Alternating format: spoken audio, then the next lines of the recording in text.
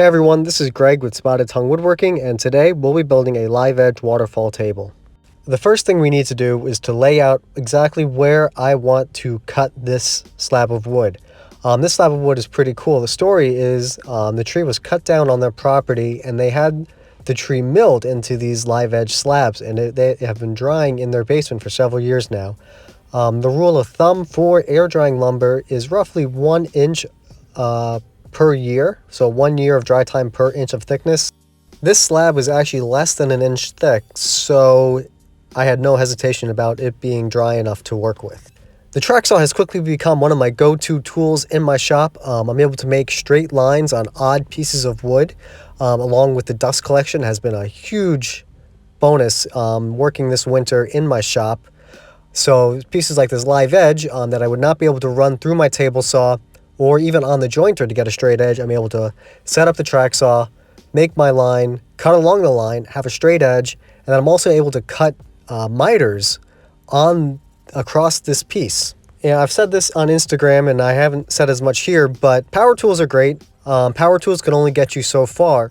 This piece of wood was too wide to run through my planer, so it was not quite as flat as I had hoped it would be. So in order to fine tune the fit of that miter, I had to take the block plane to it and clean up that 45-degree miter. Because this piece had been milled on a bandsaw, there were some significant bandsaw lines on the piece that I had to sand out. Along with the piece not being quite as flat, again, as I had mentioned before, in order to flatten it out a little bit, I had to break out my Bailey number 6 hand plane. I had gotten this from a flea market. I've used this in a lot of my videos because it is a good hand plane. I still haven't sharpened it, and it has done a lot of work for me. So now we're going to work on the legs and the stretchers. Because this wood wasn't quite as thick as a traditional slab, I felt it needed a little bit of extra support across the table to tie the legs into each other and prevent the table from folding in on itself when pushed upon. So now we're going back to more of a traditional approach. Run the piece through the joiner, get a nice flat edge, and I can run it through the planer, referencing off that flat edge to have a straight piece of wood with 2 parallel faces.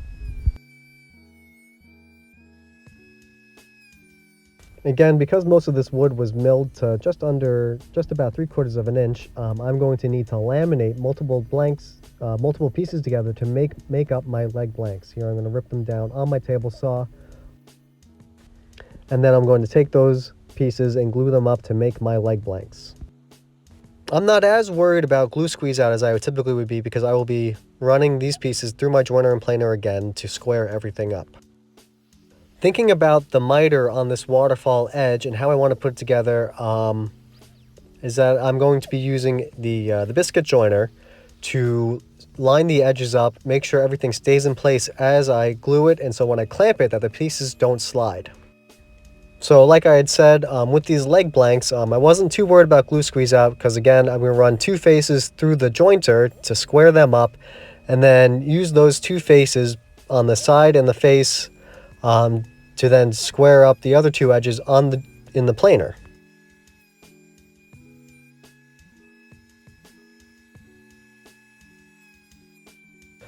I believe one of the keys to a nice piece of furniture is to pre-sand or pre-finish as much as you can before you assemble.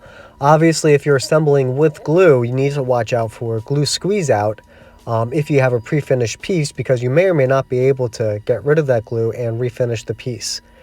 With this table especially, on the underside, before I add the stretcher and the legs, is I want to make sure I sand it and finish it as best I can before assembling those pieces all together. So here, attach the stretchers to the legs and then attach the stretchers and the legs to the table. I'm using pocket screws. Especially pocket screws are fine when they're hidden and when used in the correct application. You look at antique furniture, there are plenty of pocket screws used in the same exact way for pieces that have lasted 100+ years. And this was a little boo-boo. When I was cutting out the first cut for the biscuit joiner, I actually slightly blew out through one edge of the miter. I had been too close to the face, and as I sanded and fine-tuned the fit of everything, more and more came off. And with this being a soft pine, Eventually it blew completely off. I had tried to patch it and I wasn't happy with the patch, so here I used my router, I cut it out, and I'm applying a new patch that I grain matched as closely as I can to the piece. So I'll use a little bit of CA glue and activator, glue it in real quick, flush cut it as best as I can with the saw. I don't want to scratch the table, so I slide a ruler under there to add a little protection. Get it closer with my little block plane, and then sand it smooth.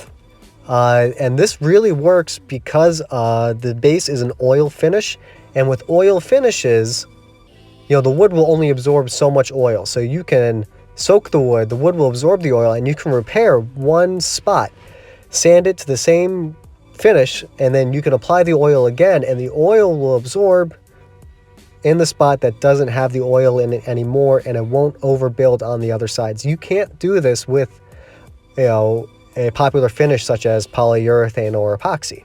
So there you have it, a live edge waterfall console table made out of a beautiful piece of beetle kill pine. I opted for a blend of oil and wax finishes. I believe that it's a little more traditional. I think it has a more natural appearance than polyurethane or epoxy or even lacquer or shellac. And for a table like this that will not see a lot of use and abuse, I think it's the perfect option. Thank you so much for watching. Please subscribe to the channel and stay tuned for more projects by Spotted Tongue Woodworking. Bye!